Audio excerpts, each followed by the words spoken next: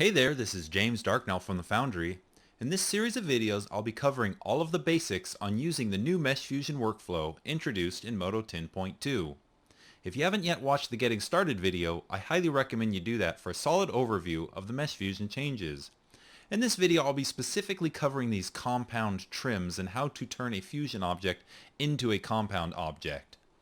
So in this scene, really quick, I have two fusion objects. So I have this fusion ellipsoid here that's intersected by this primary cylinder, and then I have this fusion barrel here that's being subtracted by another cylinder here. Now what I want to do is I want to take this barrel object and subtract it from this object over here.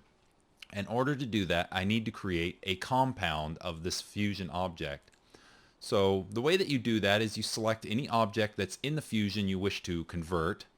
And then you can see over here in the compound trims what happens is this convert to compound object button becomes activated. So if I click on that, you see what's going to happen here is it's going to convert this object into a locator object here. So it's no longer actually a fusion object, a specific fusion object anymore. It has become this compound object.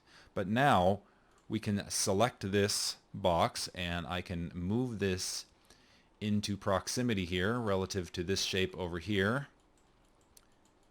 And then with that object selected, we can go over here and select one of the objects from the other fusion.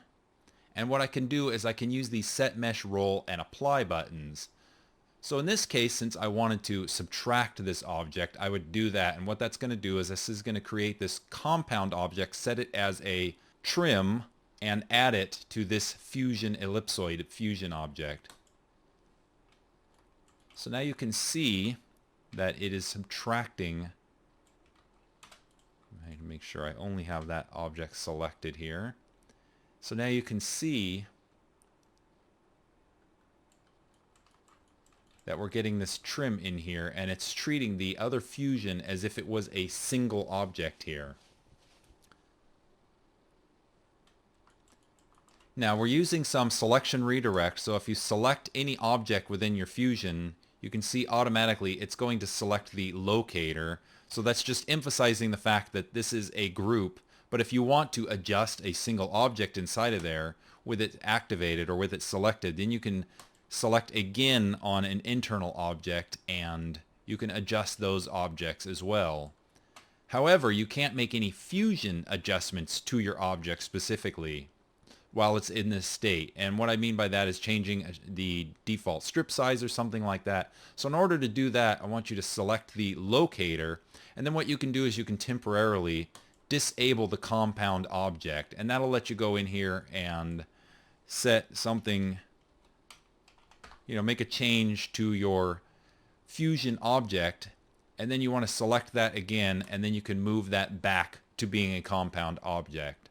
So of course you could use more complex fusion objects if you wanted to do that, but sometimes it's easier to make the shape that you want by creating a fusion object and then treating that fusion object combined as a single object, and you can do that using the compound trims. Thanks for watching.